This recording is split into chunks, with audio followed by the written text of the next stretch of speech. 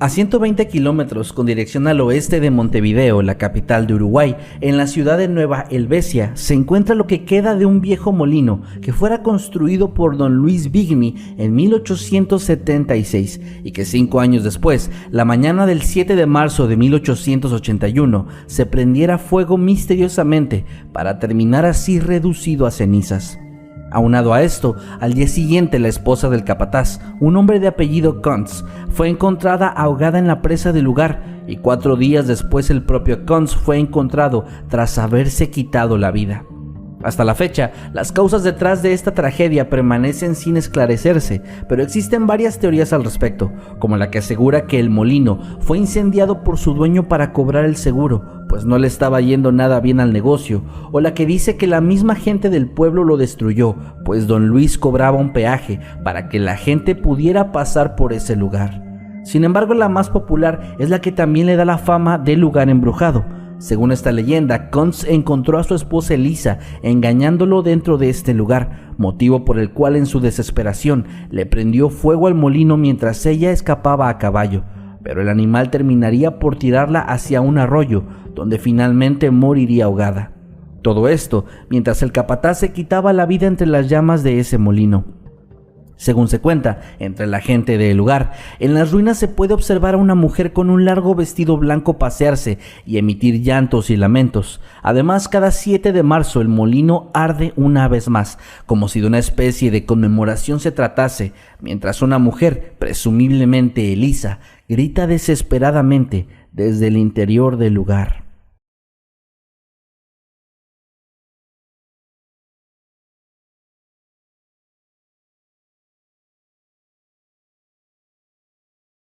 Este lugar, construido en 1870 como una villa que tenía como único propósito reunir a las familias de clase alta para que disfrutaran de esparcimiento y paseos, es hoy en día un museo dedicado a exhibir principalmente obras de artistas nacionales uruguayos. Entre estas obras se encuentra un cuadro que retrata a una niñita de 14 años, conocida como Clarita.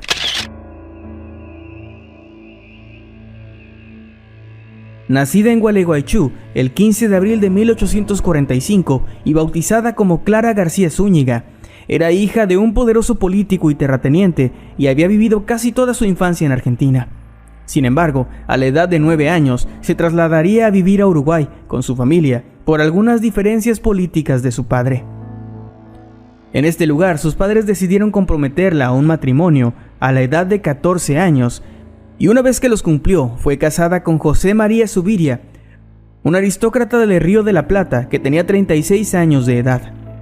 El hombre, con quien tuvo 2 hijas y un hijo, la maltrataba sistemáticamente, hasta que un día, la joven Clarita, harta de esto, decidió escaparse con sus hijos y se fue a vivir a la casa de verano de su familia. Se alejó de su marido, comenzó a salir, a tener parejas, a vestirse con colores brillantes y a utilizar escotes, lo que para aquella época era algo inadmisible.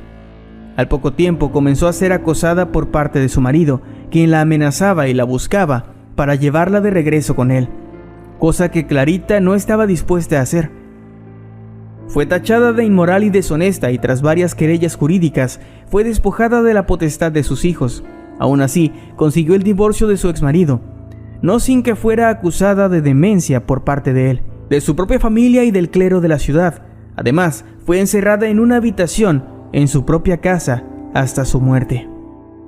Tiempo después, y con esta trágica historia de trasfondo, se comenzaron a manifestar sucesos paranormales en torno al cuadro en el que ella aparecía retratada.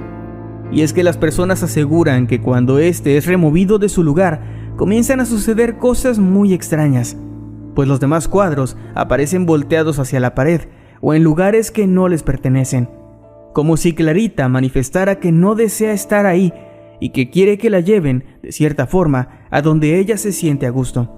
Además, existen numerosos testimonios de personas que aseguran que han podido ver cómo la imagen de la joven se mueve o lo sigue con la mirada desde aquella fría pintura.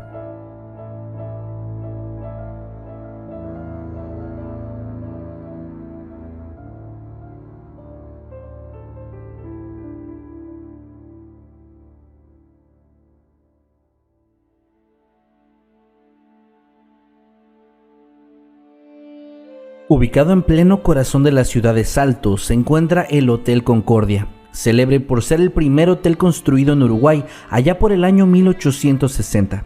En dicho establecimiento se hospedaron bastantes personajes importantes, desde políticos hasta cantantes y demás artistas. El lugar también es bastante popular por las anécdotas paranormales que giran en torno a él, pues son innumerables y bastante comunes las peticiones de huéspedes para ser cambiados de habitación tras escuchar ruidos inexplicables, sentirse observados e incluso ver figuras fantasmales dentro de sus habitaciones. Pero de entre todas estas, hay una que destaca más, la número 32. En esta, hace muchos años, en 1933 para ser exactos, fue hospedado el famoso cantante de tango, Carlos Gardel, quien, según los testimonios de los administradores del hotel, quedó totalmente enamorado del lugar, motivo por el cual los dueños decidieron dejar la habitación donde él había estado completamente intacta, tal y como él la dejó hasta el día de hoy, y convertirla en una suerte de museo donde se exponen las cosas que utilizó en aquel día, desde una botella de whisky y unos sombreros antiguos hasta el ticket de lo que pagó por aquellos servicios. Según los incontables y variados testimonios, después de la muerte del cantante en el año 1935, se comenzaron a suscitar hechos inexplicables en esa habitación, pues hay gente que asegura que durante las noches, cuando se encuentra cerrada bajo llave, se pueden escuchar pasos que la recorren apresuradamente de un lado a otro, así como una voz de hombre que emite ligeros murmullos desde su interior.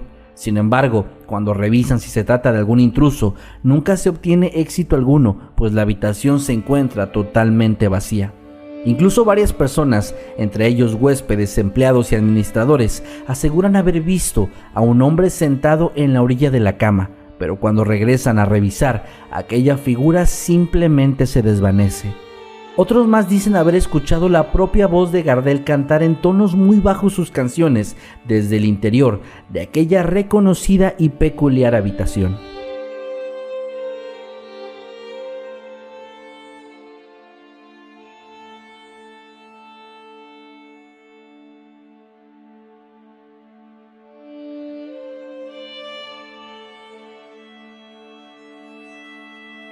Entre la avenida Agraciada y la calle Joaquín Pereira, en el centro de Montevideo, se levanta una enorme mansión que data del siglo XIX, la cual no solo es antigua, sino que también es tenebrosa, pues detrás de ella hay una macabra historia que involucra a sus primeros ocupantes.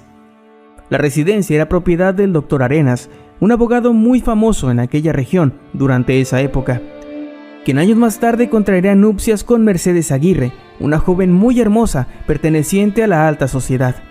Todo indicaba que la pareja se quería, aunque había rumores de que el matrimonio era arreglado, pues el verdadero amor de la chica era un joven panadero de clase baja. Apenas habían pasado unos meses de aquella boda, y de pronto Merceditas, como se le conocía a la joven, no volvió a ser vista. La gente comenzó a cuestionar al doctor Aguirre sobre la causa de la ausencia de su esposa, a lo que el abogado siempre aseguraba que se encontraba en Europa de viaje. Algún tiempo pasó y el doctor también dejó de ser visto, dejando en la mansión solo a los pocos empleados que ya tenían tiempo trabajando ahí, los cuales poco a poco fueron falleciendo hasta que la casa terminó por quedar completamente abandonada. Tiempo después, una joven pareja la adquirió para irse a vivir ahí y, según las historias, estos nuevos inquilinos comenzaron a escuchar lamentos femeninos y a observar cómo los objetos se movían del lugar sin razón aparente. A pesar de estos sucesos, la pareja continuó viviendo ahí hasta acostumbrarse a aquellas situaciones, pero todo cambiaría un poco después de esto, cuando mientras derrumbaban una de las paredes para hacer remodelaciones, encontraron el cuerpo de una mujer completamente momificado y con la garganta cercenada. Aquel cadáver era la joven Mercedes Aguirre. Esto representó un punto de quiebre para la pareja, quienes aterrados abandonaron el lugar para no volver nunca más. Hasta el día de hoy, los habitantes de esa zona aseguran ser testigos de gritos desgarradores y presencias paranormales provenientes de la enorme casa abandonada. Del Dr. Arenas no se volvió a tener noticias, aunque se cree que se fue a vivir a España, donde se convirtió en un asesino serial, pues la forma de la muerte de Mercedes y la disposición del cadáver eran iguales a varios crímenes cometidos en aquel país por esa época. Crímenes que permanecen hasta el día